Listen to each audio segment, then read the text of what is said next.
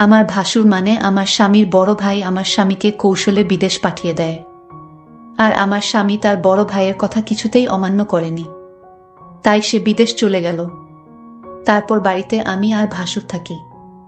একদিন রাতে ভাসুর বলল, আমার পায়ে খুব ব্যথা করছে, আমায় একটু মেসেজ করে দিবে। ভাসুরের এটা ছিল মিথ্যা অভিনয়। আমি ভাসুরের চিৎকার শুনে আমি তার পায়ে মেসেজ করতে গেলাম। তারপর ভাসুর দরজা লক করে দিল। তারপর আমার সাথে যা ঘটেছিল তা শুনলে তোমাদের মাথা গরম হয়ে যাবে। তাহলে গল্পটা বলি। আমি ঢাকায় স্বামী, শাশুড়ি, ভাসুরের সাথে থাকি। আমার স্বামী আর ভাসুর ব্যবসা করে। শাশুড়ি প্রায় অস্ট্রেলিয়ায় থাকতে যান ওনার বড় মেয়ের কাছে। এখন মূল সমস্যাটা বলি। আমার স্বামী আমাকে নিজে পছন্দ করে বিয়ে করতে চেয়েছিল, কিন্তু আমাদের পরিবারের সাথে তাদের আর্থিক অবস্থা মেলে না। আমরা মধ্যবিত্ত, তারা ধনী, বলে কেউ রাজি ছিল না। তখন আমার ভাসুর সবাইকে রাজি করান, তবে আমার প্রতি তার অনুরোধ ছিল যেন উনার বাচ্চাকে আমি দেখাশোনা করি। ভাসুরের একজন মালয়েশিয়ান বউ ছিল, সে 1 বছরের বাচ্চাকে রেখে ডিভোর্স করে চলে যায়। বাচ্চাকেটাকে আমি দেখাশোনা করি। বাচ্চাটার বয়স 2 বছর এখন। যাই হোক, মূল ঘটনায় আসি এখন। একদিন দুপুরে বাসায় আমি আর বাচ্চাকে ছিলাম। বাচ্চাকে বিছানায় শুইয়ে আমি বাথরুমে গোসল করতে যাই। বাচ্চাকে যেহেতু রুমে একা, তাই ওকে দেখে রাখার জন্য বাথরুমের দরজা খোলা রাখি। ভাসুর তখন বাইরে আর শাশুড়ি অস্ট্রেলিয়ায়। বরের কাছে বাসার চাবি থাকে। এ সময় দরজায় শব্দ পাই, ভাবি বর এসেছে, কারণ চাবিটা ওর কাছেই ছিল। কিন্তু ভাসুরকে দেখি হঠাৎ আমার রুমে ঢুকে পড়তে। বাচ্চাকে তখন কিছুটা কাঁদা ছিল, তাই মনে হয় বাচ্চার শব্দে এসেছে। এসেই উনি বাথরুমে ঢুকে পড়ে। আমি অবাক হয়ে গেলাম। কেউ না বলে হঠাৎ এভাবে বাথরুমে ঢুকে পড়ে। আমি তাকে কিছুই বলতে পারিনি। ভাসুর তখন বলছিল, সরি, আমি জানি না তুমি বাথরুমে ছিলে। এই দিনের ঘটনার পর থেকেই ভাসুরের চোখে আমি একটা অন্যরকম দৃষ্টি দেখি। দৃষ্টিটা জানি কেমন, আমার মোটেও ভালো লাগে না। মনে হয় উনি আমার দিকে তাকিয়ে অনেক কিছু ভাবছেন।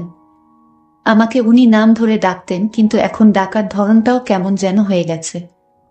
এই ঘটনার পর থেকে প্রায় প্রতিদিনই দুপুরে উনি বাসায় চলে আসেন, অথচ আগে প্রয়োজন ছাড়া কখনো আসতেন না।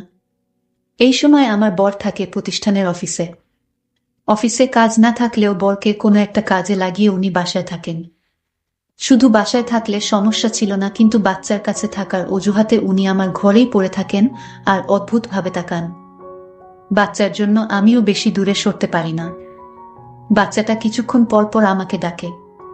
এ অবস্থা প্রায় 2-2.5 মাস ধরে চলছে। হঠাৎ আমার ভাসুর বলল, আমার স্বামীকে বিদেশ পাঠাবে, ভালো একটা ভিসা আছে, তাই বেতনও অনেক ভালো।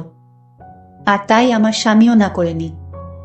উনি মনে হয় আমার কাছে কিছু একটা চাচ্ছেন, না হলে আমার স্বামীকে বিদেশ পাঠালো কেন? তবে তার চাওয়াটা যে কি সেটা আমি বুঝতে পারছি না।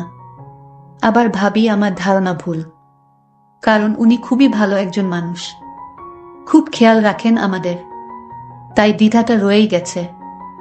আমি কি করলে উনার সাথে সম্পর্কটা আবার আগের মতো হবে? তাছাড়া আমি উনার মনে কি আছে সেটা কিভাবে বুঝতে পারবো? আমার বরকে কি ঘটনা জানাব, নাকি অপেক্ষা করব আরো? আমি ভাবলাম না, বরকে এখন কিছু জানানোর দরকার নেই। আমি আরো কনফার্ম হয়ে তারপর জানানো উচিত আমি মনে করি। বাসুর আমার দিকে অন্যরকম দৃষ্টিতে চেয়ে থাকত। আমি মাঝে মাঝে বলেই উঠতাম, আপনি এভাবে কি দেখেন আমার দিকে তাকিয়ে? তখন উনি বলতো, আসলে কি বলবো, আমি খুব কষ্টে আছি। আমার কষ্টটা যদি তোমার কাছে বলি, তুমি হয়তো কি মনে করো তা আমি জানি না। তবে তুমি আমার বাচ্চাটাকে নিজের মনে করে লালন পালন করছো, এতে আমি অনেক খুশি। সত্যিকার অর্থে তুমি একজন ভালো ঘরের মেয়ে, কারণ এখনকার যুগের মেয়েরা তার নিজের সন্তানের প্রতি এতটা কেয়ার করে না যতটা তুমি আমার বাচ্চাটাকে করছো। আমি তোমার এই ঋণ কোনোদিন শোধ করতে পারবো না।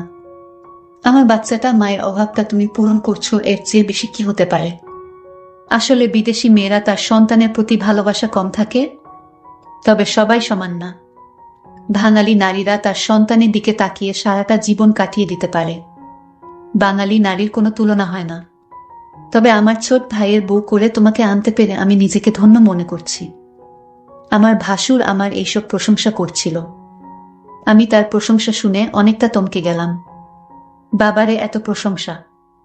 যাই হোক, ভাসুরকে একদিন দেখলাম খাওয়া দাওয়া ছেড়ে মনমরা হয়ে ঘরে শুয়ে আছে। এই বাড়িতে ভাসুরকে আমি দেখাশোনা ছাড়া আর কেউ নাই। দেখলাম ভাসুর আজ সারাদিন কিছু খায়নি। আমি ভাসুরকে বললাম, আপনার কি শরীর খারাপ? ভাসুর বলল, আমার মাথায় প্রচন্ড ব্যথা করছে সকাল থেকে, কি করব বুঝতেছি না। আমি ভাসুরকে বললাম, আমি কি মাথায় একটু মেসেজ করে দিব? মেসেজ করে দিলে হয়তো ব্যথাটা কিছুটা কমে যাবে। ভাসুর আমার মেসেজের কথা শুনে অনেকটা খুশি হলো। সে চেয়েছিল তার মাথায় মেসেজ করে দিই। আমি ভাসুরের মাথায় মেসেজ করছিলাম, এমন সময় সে বলল, দেখো তুমি মেসেজ শুরু করতেই আমার ব্যথাটা অনেকটা কমে গেছে। তোমার হাতে কি জাদু আছে নাকি? আমি তার কথা শুনে কিছুটা অবাক হলাম। আমি বললাম, মেসেজ করে দিলে এমনই ব্যথা কমে যায়। এখানে হাতের জাদু বলতে কিছু নেই। মেসেজ করলে ব্যথা কমে যাবে, এটাই স্বাভাবিক। ঠিক আছে, তোমাকে অনেক ধন্যবাদ মেসেজ করে দেওয়ার জন্য। আমার মাথা ব্যথা কমে গেছে। কিন্তু ভাসুরের মাথা ব্যথা ছিল না। মাথা ব্যথার অভিনয় করেছিল আমার সাথে। আমি এটা বুঝতে পারি আমি যখন তার রুম থেকে বের হই। তখন সে একা একা বলছিল, আমি ধীরে ধীরে আমার প্রতি ভালো মন মানসিকতা তৈরি করছি। সেটা আমি বুঝতে পারলাম। ভাসুর কেন আমার সাথে এমন মিথ্যা নাটক করছিল, তার উদ্দেশ্যটা কি ছিল তা আমার জানা খুব জরুরি ছিল। আমি বাড়িতে আছি, ভাসুরের সন্তান আর আমার ভাসুর। এরপর দিন আবার সেই অভিনয় শুরু করলো। সে আস্তে করে চিৎকার করছে আর বলতে লাগলো, আমার মাথাটা ব্যথা করছে, এখন কি করব? আমি তখন ভাসুরকে বললাম, ডাক্তারের কাছে যান, তাহলে সব ঠিক হয়ে যাবে। রোগ নিয়ে ঘরে বসে থাকলে কি আর চলবে, বা রোগ ভালো হবে? ভাসুর আমার কথাটা শুনে দেখলাম তার মুখটা অন্ধকার হয়ে গেল। আসলে কি তার মাথা ব্যথা করছে নাকি এসব অভিনয়? আমি তার হাব ভাব কিছুই বুঝতেছি না। আমি ভাসুরকে বললাম, চলুন আজ আপনাকে ডাক্তারের কাছে নিয়ে যাই। ভাসুর বলল, তুমি একটু মেসেজ করে দিলেই তো মাথা ব্যথাটা কমে যায়। তাহলে শুধু শুধু কষ্ট করে কেন ডাক্তারের কাছে যাওয়া লাগবে কেন? আমি ভাসুরের কথাটা শুনে কিছুটা অবাক হলাম। সে চায় আমি তার মাথায় মেসেজ করে দেই। আসলে সে কি চায় সেটা আমার জানতে হবে। ভাসুরের এমন অভিনয় আমার কাছে ভালো মনে হচ্ছে না। এর মধ্যে আমার বর আমার কাছে ফোন করলো, আমাকে জিজ্ঞেস করলো, কেমন আছো সালমা? আমি বলেছিলাম, তুমি খুব শীঘ্রই বাড়িতে আসলে অনেক ভালো হতো। এতদিন বিদেশ থাকার দরকার নাই। তুমি যত দ্রুত সম্ভব চলে আসো। আমার স্ত্রীর এমন কথা শুনে আমি কিছুটা থমকে যাই। আমার স্ত্রী তো কোনোদিন এমন কথা বলেনি। আজ সে এমনভাবে বলছে আমি যেন আজই দেশে চলে আসি। আমি সালমাকে জিজ্ঞেস করলাম, তোমার কোনো অসুবিধা হচ্ছে সালমা? সালমা বলল, না, তেমন কোনো সমস্যা হচ্ছে না। বড় ভাইজান তোমার খোঁজ খবর রাখে তো? আমি বললাম, ভালোই খোঁজ খবর রাখে।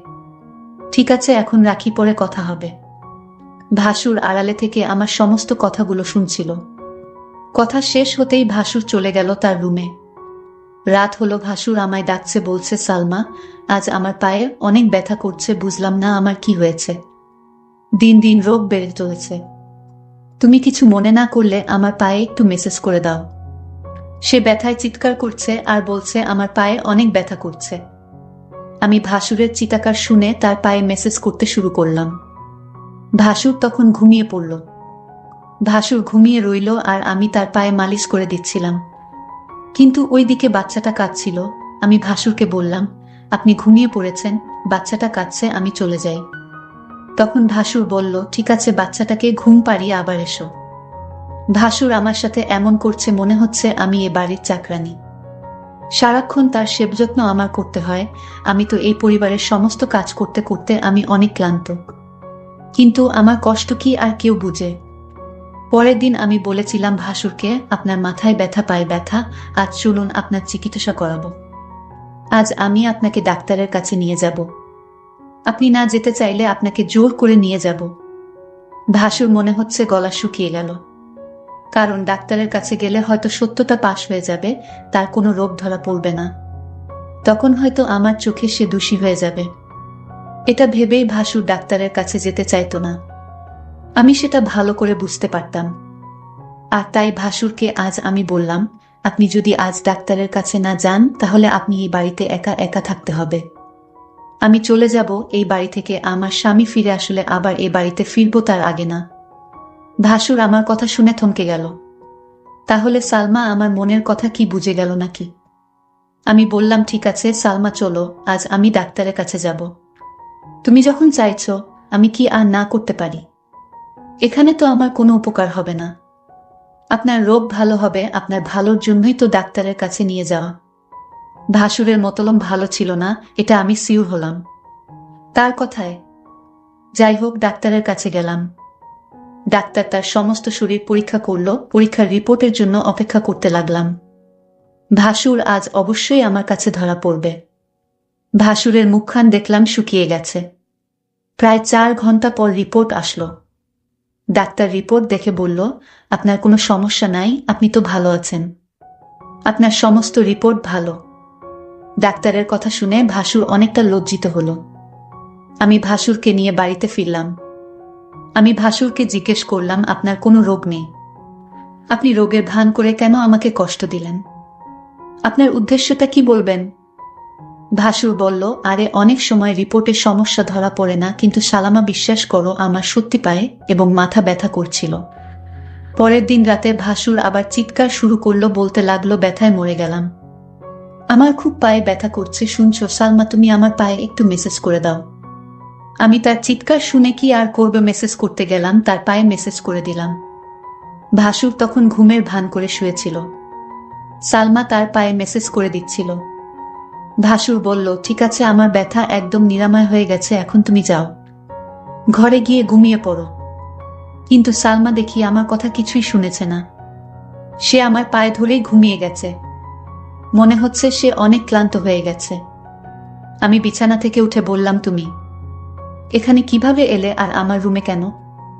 এখানে তুমি কি করছো? ভাসুরের এসব কথা শুনে আমার মনে হলো, বাহ, আপনি তো ভালোই বলছেন। ভাসুর বলল, যাও তোমার রুমে গিয়ে ঘুমাও। ভাসুরের আজকে বিষয়টা আমি কিছুই বুঝতে পারছিলাম না। রাত শেষে সকাল যখন এলো, একজন লোক ডাকতে লাগলো, সালমা ম্যাডাম বাড়িতে আছেন? আমি বললাম, আমি সালমা, বলুন কি বলবেন।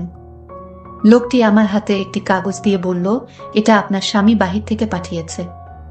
আমি কামটা খুলে যা দেখলাম তা দেখে আমার মনে হচ্ছিল আকাশের বুঝি আমার মাথায় ভেঙে পড়ল। এটা ছিল ডিভোর্স লেটার। আমার স্বামী আমাকে বিদেশ থেকে ডিভোর্স দিয়ে দিয়েছে। আমার তো কোনো অপরাধ ছিল না, তাহলে কেন সে আমাকে ডিভোর্স দিল? আমি তো কিছুই বুঝতেছি না। আমি অনেকটা ভেঙে পড়তে লাগলাম, আমার মাথায় কোনো কাজ করছিল না। আমি এটা মেনে নিতে পারছি না, কোনো কারণ ছাড়াই আমাকে ডিভোর্স দিল আমার স্বামী, এটা আমি কিভাবে মেনে নিব? কিন্তু হঠাৎ আমার ইমোতে আমার স্বামী একটা ভিডিও সেন্ড করে পাঠালো। ভিডিওটা দেখে আমার মাথা ঘুরে গেল। ভিডিওটা তো আমি যখন ভাসুরের পায়ে ব্যথা ছিল তখন মেসেজ করছিলাম, সেই ভিডিও। আমি ভিডিওটা দেখে চমকে গেলাম। আমি ভাসুরের উপকার করলাম, আর ভাসুর কিনা আমার স্বামীকে ভুল ধারণা দিল। কেন সে এটা করল? আমি ভাসুরের রুমে গিয়ে ভাসুরকে বললাম, আপনি কি মানুষ না অন্য কিছু? আপনি কিসের জন্য আমার সংসারটা ভেঙে দিলেন একটা মিথ্যা নাটক করে? আমার মন তো সহজ সরল ছিল, আমি কিছুটা বুঝতে পারছিলাম, কিন্তু আমি তা আপনাকে বলিনি, কারণ আমি আপনাকে সম্মান করি তাই। আর আপনি সম্মানের এই প্রতিদান দিলেন। ভাসুর তখন দরজা লক করে দিল। আমি বললাম, দরজা লক করলেন কেন? সে বলল, একটু পরে সবই বুঝতে পারবে। ভাসুর তখন আমার পায়ে এসে পড়ল আর বলল, তুমি আমায় ক্ষমা করে দাও। আমি যা করেছি আমার সন্তানের জন্য করেছি। আমি চেয়েছি তুমি আমার সন্তানের জন্মই হও। আমার সন্তানকে তুমি যেভাবে লালন পালন করছো, এতে আমি অনেক খুশি। আমি চাই তুমি আমার হয়ে সারা জীবন থাকো। আর তাই তো আমি এটা করেছি। নিজের সন্তানের জন্য সকল বাবা মা সবকিছু করতে পারে। আমাকে তুমি ক্ষমা করে দিও। তারপর আমার কিছু করার ছিল না। আমি ভাসুরের সন্তানের দিকে তাকিয়ে তার কথা মেনে নিলাম।